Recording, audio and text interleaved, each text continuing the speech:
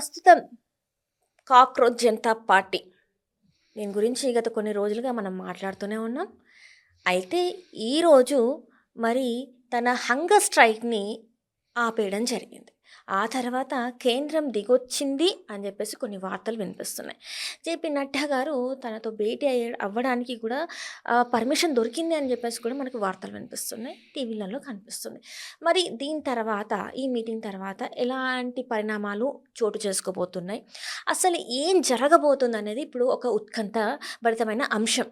So, దీని మీద మాట్లాడడానికి ఈరోజు మనతో పాటు ఉన్నారు సుప్రీంకోర్టు అడ్వకేట్ కామర్స్ సుబ్రహ్మణ్యం గారు. నమస్కారం సార్. నమస్తే. తెలుగు పాపులర్ టీవీ ఛానల్ ప్రేక్షకులందరికీ నమస్కారం. సార్, నేను ఈ టాపిక్ మీతో ఎందుకు మాట్లాడుతున్నానంటే, మీరు సుప్రీంకోర్టు అడ్వకేట్ కాబట్టి అమ్మా. మీకు అనేక అంటే పార్టీలు పెట్టడమే కాదు, ఎంతోమంది నాయకుల్ని కూడా మీరు చూసుంటారు మీ సర్వీస్లో.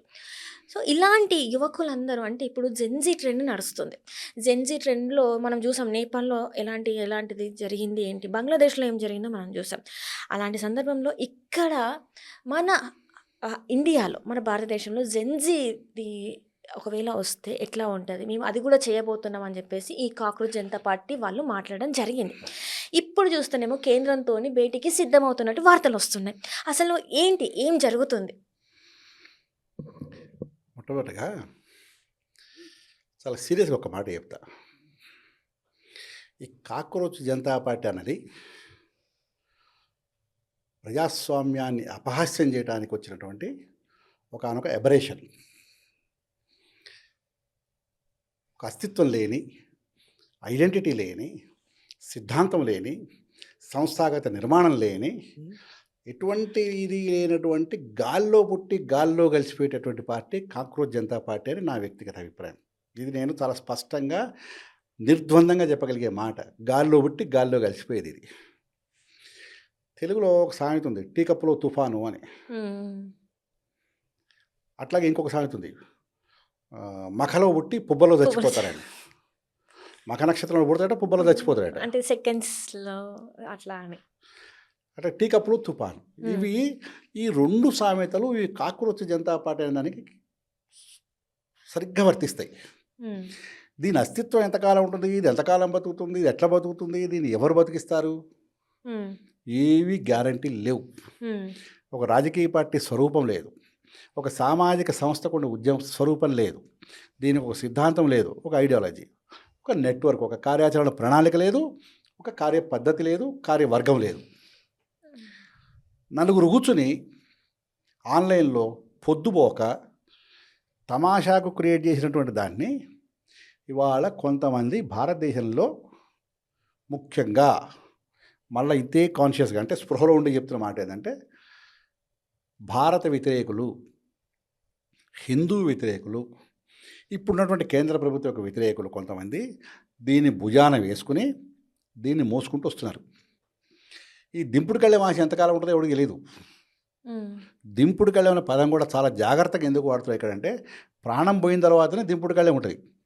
ఇంటి నుంచి శ్మశానం పోయిలో 3 సార్లు దింపుతారు, చెవుల్లో పిలుస్తారు, నాయన నాయన, తాత తాత, పిన్ని పిన్ని, అత్త అత్త, తల్లి తల్లి అని. అట్లా పోయిన శవయాత్రలకు జరుగుతున్నటువంటి దాంట్లో ఈ దింపుడు కళ్ళెం ఆశలు, ఈ జంతర మంత్ర ధర్నాలు కానీ ఇంకోటి కానీ ఇది నిజం. ఇవాళ మీరు చెప్పిన ఈ కాక్రోచ్ పార్టీ ఆహా ఓహో అని అంటే దానికి ఉన్నటువంటి సిద్ధాంతం ఏంటి? ఒకటి, నువ్వు నీటికి వ్యతిరేకంగా ధర్నా చేయడానికి వచ్చినావు, నీటిలో అవకతవకలు జరిగినాయి, సరే జరిగినాయి అనుకుందాం. అక్కడికి వచ్చిన తర్వాత నువ్వు ఇచ్చే స్లోగన్ ఏంది? ఉమర్ ఖాలిద్ జిందాబాద్. వాడెవడు? భారతదేశాన్ని విఘటితం చేయడానికి, విచ్ఛిన్నం చేయడానికి, ఇక్కడ మత కల్లోలాలు రేపడానికి, ఇక్కడ వాళ్ళని చంపడానికి జిహాదీ ఎలిమెంట్గా పాకిస్తాన్ యొక్క ప్రేరితతో పనిచేసేవాడు వాడు జిందాబాద్ ఏంది? రెండోది, ఆజాదీ అంటే ఏమి నుంచి ఆజాదీ, నీకు ఎవరి నుంచి ఆజాదీ కావాలి, దేని నుంచి నీకు క్లారిటీ ఉందా? రెండు. ఆ పెద్ద మనిషిని ఎవరినో అడిగినావు, ఆ లద్దాఖ్ ఆయనకున్న క్రెడెన్షియల్స్ ఏంది? ఇదే కాంగ్రెస్ పార్టీ 2007లో ఈయనను చైనా మద్దతుదారుగా, చైనా ఒక ఇన్ఫార్మర్గా ముద్ర వేసి శిక్షించేందుకు ప్రయత్నం చేసింది. ఇవన్నీ చరిత్ర చెప్పేవి, మనం చెప్పేవి కావు, ఫ్యాక్ట్స్. ఇవన్నీ దాచిపెట్టి ఆయన పిలిచినావు, ఆయన వచ్చి దినార్థికి చేస్తున్నాడు. ఆయన పక్కన కూర్చోబెట్టుకున్నావు, నువ్వు మంచిగా చికెన్ ముక్కలు తినుకుంటా, ఇట్లా దుర్రుకుంటా, చొంగ కార్చుకుంటా, వాళ్ళకి చికెన్ చూపించుకుంటా, నువ్వు బిర్యానీలు తినుకుంటా, నాకు మైగ్రేన్ ఉంది, నువ్వు చచ్చిపోతే నష్టమా? ఉద్యమం చేసేటప్పుడు ఉద్యమ నాయకుడు చావుకు భయపడ్డాడు, ఉద్యమ నాయకుడు అయితే వాడు పెట్టే సంస్థ ఎట్లయితుంది? సింపుల్ క్వశ్చన్ కదా. నువ్వేం చేస్తున్నావు అసలు? నీ పార్టీ ఏంది? నీ కథ ఏంది? రాత్రి 12 వరకు ఈ డఫ్లీ గ్యాంగ్ వచ్చి టుకుడే ఏంటి భారతదేశాన్ని ముక్కలు చేస్తాం, సార్వభౌమాధికారాలు విచ్ఛిన్నం చేస్తాం.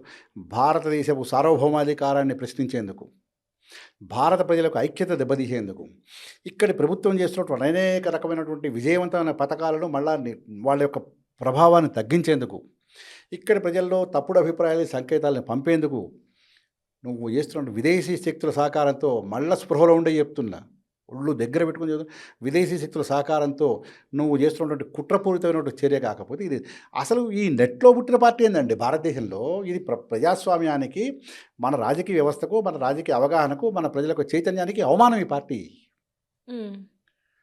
ఖాళీగా కూర్చొని ఇప్పుడు ఆర్టిఫిషియల్ ఇంటెలిజెన్స్ ఏదో వచ్చిన తర్వాత 2 బొమ్మలు అటోటి ఒక బొద్దింకని తీసుకొచ్చి పెట్టి ఇది కాక్రోచ్ జనతా పార్టీ అంటే నువ్వు భుజాన్ని వేసుకున్నావు అంటే అసలు నీ మేధా సంపత్తి ఏంది, నీ బతుకేంది, నీ సిద్ధాంతం ఏంది, నీ ఆచరణ ఏంది, నీ నీవేంటి అసలు? దీనికి ఈ భారత వ్యతిరేక శక్తులు, మోదీ వ్యతిరేక శక్తులు, హిందుత్వ వ్యతిరేక శక్తులు ఒకటి కాదు అన్నీ వీళ్ళందరూ పోయి అక్కడికి వచ్చిన వాళ్ళు ఎవరెవరు, వాళ్ళందరి చరిత్రలు తీయండి. వాళ్ళు ఏం మాట్లాడినరు? నీటిలో అవకతవకలు జరిగినాయి, ఇవి సరిదిద్దండి, లేకపోతే జరిగిన అన్యాయం సవరించండి, ధర్మేంద్ర ప్రధాన రాజీనామా చేస్తాం, ఇంకోటి చేస్తాం అని అడిగిన ఇవేమీ లేవు. కానీ 21 రోజుల్లో సోనం వాంగ్చుక్ గారు చేసిండు ఆయన నిరాహార దీక్ష చేసి దుకాణం. నేను స్పష్టంగా చెబుతున్నా, వాళ్ళ దుకాణం నడపడం కోసం, తాత్కాలికమైనటువంటి ప్రయోజనాల కోసం, పబ్లిసిటీ కోసం ఆడుతున్నటువంటి నాటకం. కానీ అన్ని రోజులు అనేది మన నాటకం సాయంత్రం లేదు పూట కదా. మన ఊర్లల్లో ఇక్కడ మనకు కొంచెం తక్కువ, కానీ ఆంధ్ర ప్రాంతంలో ఈ తిరణాలు జరిగినప్పుడు రికార్డింగ్ డాన్సులు జరిగినట్టు రాత్రి 1 గంట వరకు రికార్డింగ్ డాన్సులు ఏంది? నువ్వు ధర్నా చేయడానికి వచ్చినావా, రికార్డింగ్ డాన్సులు వేయడానికి వచ్చినావా? నువ్వు జంతర్ మంతలు నువ్వు చేసింది ఏంది? రాత్రి 1 గంటకు డాన్సులు ఏంది? క్రికెట్ ఆడుడేంది? నువ్వు లేకపోతే ఇంకోటి వచ్చిన మాట్లాడిన వాళ్ళందరూ ఎవరు అసలు? అసలు నీట్ స్పెల్లింగ్, నీటుకున్నటువంటి పూర్తి ఫామ్ తెలియనటువంటి వాళ్ళు వచ్చి ఏ జానా ఓ జానా, మోదీ జిందాబాద్, మోదీ తిట్టుకుంటూ, లేదా కేంద్ర ప్రభుత్వాన్ని తిట్టుకుంటూ, హిందుత్వాన్ని, భారతదేశాన్ని తిట్టుకుంటూ నువ్వు చెప్పదలుచుకునేది నువ్వు ఎందుకు వచ్చినావు అసలు? నీ పుట్టుక ఎట్లా అనేది ఫస్ట్ అది చెప్పు నాకు. ఈ కాక్రోచ్ జనతా పార్టీ యొక్క ఆవిర్భావము, దాని పుట్టుక, దాని జననము, దానికి లెక్క పత్రం ఉన్నదా? ఎవడో ఒక తింగరి తెలంగాణ భాషలో తింగరోడు అంటాం కదా, ఆ తింగరి మనిషి ఆడ కూర్చుని నెట్లో కూర్చుని ఇటీటనే ఒక డయాగ్రామ్ తయారు చేసి దాన్ని కాక్రోచ్ జనతా పార్టీ నా మీద ఉన్న కోపంతో, నా మీద అంటే ప్రస్తుతం అధికారంలో ఉన్న పార్టీ మీద కోపంతో నువ్వు అది ఏదో బీజేపీ అనే బదులు సీజేపీ అని పెట్టావు. అంటే వాళ్ళు చెప్పేది ఏంటంటే ఉద్యోగాలు లేవు, యువతని ఒక జడ్జి స్థానంలో కూర్చొని యువతని కాక్రోజులు, వీళ్ళు అంటే పారాసైట్స్ అని చెప్పేసి మాట్లాడితే, మరి ఉద్యోగాలు లేకనే వీళ్ళు ఇంత ఖాళీగా ఉన్నారు అని చెప్పేసి వాళ్ళు. ఎప్పుడైనా అక్కడ ఉద్యోగం లేక అసలు వాళ్ళ వాతావరణం చూస్తే, వాళ్ళ ధర్నాలు చూస్తే, వాళ్ళ వాలకం చూస్తే ఎవడైనా అట్లున్నాడు అసలు? రెండోది, నీవు అసలు ఉద్యోగం చేయడానికి అర్హత లేని వాళ్ళందరూ అక్కడ వచ్చి కూర్చున్నారు. ఉద్యోగాలు లేవు కాబట్టి మేము అలా మినిమం అర్హత ఉండాలి కదా. నువ్వు 10th పాస్ అయితే నీకు ఎవడోడు పిలిచి ఏదో ఒకటి ఉద్యోగం ఇస్తాడు. నువ్వు అది కూడా లేకుండా, కనీస విద్యార్హత లేకుండా, కనీస అవగాహన లేకుండా, కనీసం నువ్వు దేనికి వచ్చినావో తెలియకుండా ఏంటి బ్యాచ్ అంతా అనేక రూపాంతరం చెందిన తర్వాత ఒక విషయం చాలా స్పష్టంగా అర్థం చేసుకోమా. భారత రాజకీయాల్లో ఇది ఒక విచిత్రమైన సంధికాలం. చాలా జాగ్రత్తగా అర్థం చేసుకోవాలి ఈ పాయింట్. భారత రాజకీయాల్లో ఇప్పుడు ఒక విచిత్రమైన సంధికాలం ఉన్నాం. 1947, 50, 1940లు, 50లు, 60లు, 70ల వరకు కూడా ఏ రకంగా అయితే భారతదేశం మొత్తం మీద కాంగ్రెస్ పార్టీ తప్పించి ఇతర పార్టీలకు స్థానం లేకుండా ఉన్నదో, అదే రకమైనటువంటి పరిస్థితి మళ్ళీ 2014, 2010 నుంచి ఇవాళ వరకు నడుస్తూ ఉందంటే, ఇవాళ బీజేపీ తప్ప ఇతర ఏ పార్టీకి కూడా ఆస్కారం లేకుండా, ఎందుకంటే ఆ పార్టీలన్నీ క్రెడిబిలిటీ పోగొట్టుకున్నాయి. కాంగ్రెస్ పోగొట్టుకున్నది, ఇవాళ దేశంలో ఎక్కడ కనుచూపు మేళ కనపట్టాల. రివైవ్ అవుతాని సమాజ్వాదీ పోటీ, సోషలిస్టులు పోయినరు, కమ్యూనిస్టులు పోయినరు. ఇవాళ కమ్యూనిస్టులు అయితే అసలు పేరు కూడా వినపడలేదు.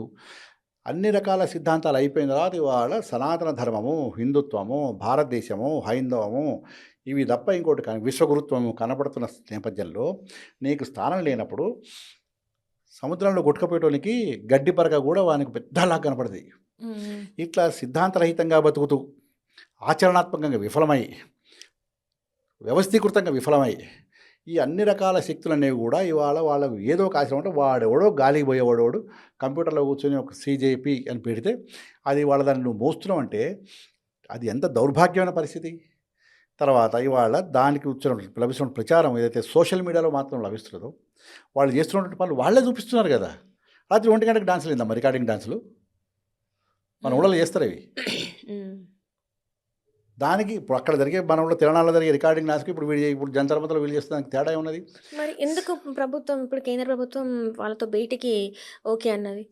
ఇది ఒక మర్యాదపూర్వక చర్య నేను అనుకుంటున్నా. ఎవడో ఇంటికి వస్తా అన్నాడు, కాగితం ఇచ్చిపోతా అన్నాడు, రా అన్నాం. రెండోది నేను ఆ పొజిషన్లో ఉన్నా, అధికారంలో ఉన్నా, వాడు వచ్చి మెమోరాండం ఇస్తా అంటే వద్దనడానికి ఎందుకు వద్దు? ఇన్ని రోజులు మరి సోనం నువ్వు రాలేదు ఎంతకాలం? నేను చెప్తా, ఒక్క నిమిషం ఆగమ్మా. సోనం వాంగ్చు ఆయన ఏమన్నాడు, మీ కాళ్ళు మొక్కితే దండం పెట్టి నన్ను అరెస్ట్ చేయండి. ఆయన ఇచ్చిన స్టేట్మెంట్ ఇది, నేను ఇచ్చింది కాదు.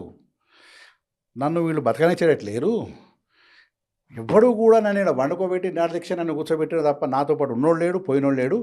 రాత్రి ఎవడైతే ఈ సిజేపీ పార్టీ వాడు కంప్యూటర్ తయారు చేసింది కదా, అభిజిత్ దీప్కే, వానికి ఇల్లు కిరాకి ఇచ్చిండు వాడు. ఆ ఇంటి ఓనర్ మాట్లాడిన మాటలు విన్నారా? ఆ ఇంటి ఓనర్ మాట్లాడిన మాటలు ఆన్ రికార్డ్, నేను చెప్పినవి కావు. వీనికి ఎవడైతే ఫ్లాట్ కిరాకి ఇచ్చిండో వాడు ఆ ఇంట్లోకి పోతానంటే గందరగోళం, వచ్చేటోడు పోయేటోడంటే ఇంటి నిండా లోపలికి పోయి చూస్తే మొత్తం బీరు సీసాలే. మరి ఏంది నువ్వు చేసే ఉద్యమం?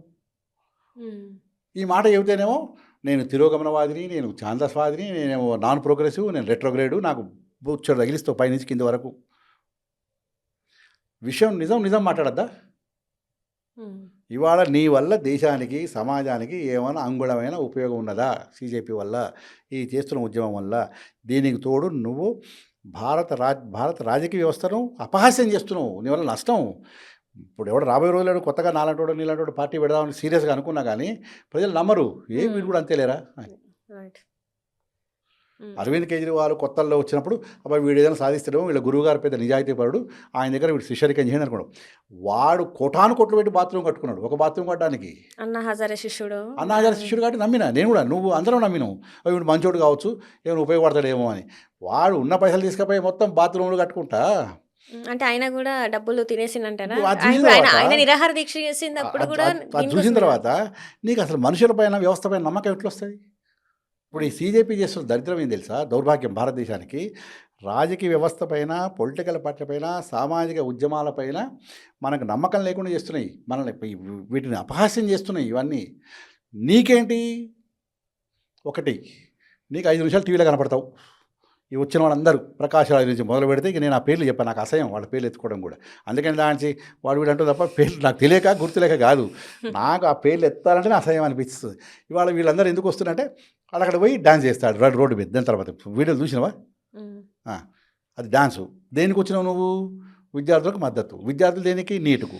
నువ్వు చేసింది ఏంది? అక్కడ వచ్చిన వాళ్ళందరూ ఏమన్నారు? భారత ప్రభుత్వం ముర్దాబాద్, లేకపోతే హిందువులు జింద ముర్దాబాద్, లేకపోతే ఇంకోటి. అరే నువ్వు వచ్చింది ఎందుకు? నీ పార్టీ ఏంది? అసలు నీకు ఏంది? నీ కార్యాచరణ ఏంది? నీకు సిద్ధాంతం ఏంది? నువ్వు ఎవడు? నీ కథ ఏంది? ఇంతకుముందు కూడా భారతదేశము గత కొంతకాలంగా ఇటువంటివి చూసినాయి. ప్రజలు మర్చిపోయిన అనుకుంటారేమో. ఎవ్వడు మరవడు. అవసరం వచ్చినప్పుడు తొక్కి నార తీస్తారు. విన్నావా? కర్రు కాల్చి వాత పెట్టామని మనకు సామెత ఉంటుంది. వాడెవడో జేఎన్యూలో పేరు అది చెప్పినా కదా, నాకు ఆ పేర్లు పలకడం ఇష్టం లేదు. ప్రేక్షకులు ఊహించుకోవడం, నువ్వు కూడా ఊహించుకో, నీకు తెలిసిపోద్ది. జైన్లో వాడు ఎవడో వచ్చాడు, దబా లేపిర్రు. ఎవరిదంటే ఏ కుక్క, నక్క, పంది ఎవడు దొరికినా కేంద్ర ప్రభుత్వానికి, హిందుత్వానికి వ్యతిరేకంగా ఎవరు మాట్లాడినా వాళ్ళు లేపుతానే ఉన్నారు కొంతమంది. వాని పని ఇదే. అట్లా వాడిని ఎవడో బీహార్ నుండి లేపారు. పేరు గుర్తొచ్చింది కదా, చెప్పనా? కన్నయ్య కుమార్ను లేపినావు. లేపిన తర్వాత వాడు నేనే హీరోను, నేనే పోయాను. అయిపోయి జైలుకి వెళ్ళి బయటపడ్డాక వాడు చేసిన అవకతవకలు, అవాంఛనీయ కార్యక్రమాలు అన్నీ బయటకు వచ్చినాక బీహార్ పోయినావు, ఎలక్షన్స్లో ఫైట్ చేసినావు. ఇవాళ ఏం చేస్తున్నారు అంటే, నా లెక్కలో మామూలుగా కుక్కలు ఉన్నవాళ్ళు కుక్కలు పెంచడం, పొద్దున వాకింగ్ చేయడం కోసం డాగ్ వాకర్ నువ్వు పెట్టుకుంటారు. ఇవాళ నీకు అంతకంటే ఘోరమైన పరిస్థితి ఇది. ఇవాళ ఎవరికైనా గుర్తున్నాడు వీడిని పిలిచినావు, సభలు పెట్టినావు, మీటింగులు పెట్టినావు, దేశం అంతా తిప్పినావు. వాళ్ళని ఏమైంది? దీస్ ఆర్ ఆల్ ఎబరేషన్స్ అంటాం మనం ఇంగ్లీష్లో. ఇవంతా ఎబరేషను. గాలిబుడగా, ఈ గాలిబుడగా పైలిపోయిన తర్వాత నీ సీజ్ అయిపోయింది. ఇంకోటి అసలు దాని గురించి ఇంతసేపు మాట్లాడుకోవడం కూడా ఈ టైం వేస్ట్ మనకు. ఇప్పుడు నువ్వు చూపించే దాన్ని ఏమంటారు, ఎయిర్ టైం ఏది ఉంటుంది కదా, అది దాన్ని కానీ మాట్లాడ తప్పదు. ఎందుకంటే మాట్లాడకపోతే నీ నిజస్వరూపం తెలియదు కాబట్టి. నీకు నీ అస్తిత్వం ఏంటి? వాళ్ళు చెప్పు, వాళ్ళు అడుగుతున్నా. నీ సిద్ధాంతం ఏంటి? మ్మ్. నీ ఆచరణ ఏంది? నువ్వేం చేయదలుచుకున్నావు? నువ్వు అసలు ఎందుకు వచ్చినావు? నీతో పాటు ఉన్నవాళ్ళు ఎవరు? నువ్వేమీ నీ కార్యాచరణ నీకున్న కార్యవర్గం నీళ్ళు ఎవరెవరిని కలుపుకుంటున్నావు? వాళ్ళ యొక్క బ్యాక్గ్రౌండ్ ఏంది? ఏ ఒక్కడి చరిత్ర నీ వేదిక ఎక్కిన ఎవడి చరిత్ర కూడా నిజాయితీగా లేదు, కరెక్ట్గా లేదు. అంతకుమించి మనం ఇప్పుడు చెప్పలేము. ఈ మీటింగ్ తర్వాత పరిణామాలు ఏమన్నా చేంజ్ అయ్యే అవకాశం ఉందా? మెమోరాండం ఇస్తారు, తీసుకుంటారు, చూస్తామంటారు, అయిపోయి అంతేనా? వాని పని వాది, వీని పని. ఇవాళ నువ్వు ధర్నా చేసినావు, పార్లమెంట్ ఘెరావ్ అన్నావు, ఎవరెవరు వచ్చిండ్రు? దునికింది ఎవరు? మ్మ్. నువ్వు వార్తలు చూస్తే ఆమ్ ఆద్మీ పార్టీ వాళ్ళు ఇంకో 4-5 తప్ప ఇంకెవరు? ఆమ్ ఆద్మీ పార్టీ వచ్చినాక నీ పార్టీ ఏంది? CJP నీది గాలికే. రైట్. అవునా కాదా? నేను మాట్లాడేదాంట్లో తప్పుంటే ఖండం చేయి. ఇప్పుడు నువ్వు ఖండించు. మ్మ్. కాదా అండి, మీరు తప్పు మాట్లాడతారు, ఇది జరిగిందా? నన్ను అసలు నీకు బేసిక్గా నీ అస్తిత్వం ఏంది? అసలు బొద్దింక జీవితం ఏంది? రైట్. అది ఎక్కడ బతుకుతుంది? అది నీ బతుకేంటి? రైట్. ఇప్పుడు ఇవి అడగలేదనుకో, మనం నిజంగా నాకు ఇష్టం లేకపోయినప్పటికీ ఎందుకు మాట్లాడుతున్నాం అంటే ఈ విషయాలు 10 మందికి తెలియాలి. 10 మంది కూడా ఇదే అభిప్రాయాన్ని, అయితే నేను నాతో ఏకీభవించు లేదా విభేదించు, అది నీ ఇష్టం. కానీ ఫ్యాక్ట్ ఏంటంటే అస్తిత్వం లేని, క్యారెక్టర్ లేని, అస్తిత్వం లేదు, వ్యక్తిత్వం లేదు, సిద్ధాంతం లేదు, ఆచరణ లేదు, సపోర్ట్ లేదు. వీళ్ళందరూ నేను వస్తాను రేపొద్దున, నేను ఇంకోడో కూర్చుని ఇంకేదో ఇప్పుడు బీజేపీ అయింది, CJP అయిపోయింది, DJP అని కూడా పెట్టాను అనుకో, డాంకీ జనతా పార్టీని పెట్టాడు అనుకో, ఏం చేస్తావు? మ్మ్. మళ్ళీ ఇట్లా కూర్చొని చర్చించుకోవాలి మనం టీవీ రూమ్లలో. Right sir. ABCDలు అయిపోతాయి.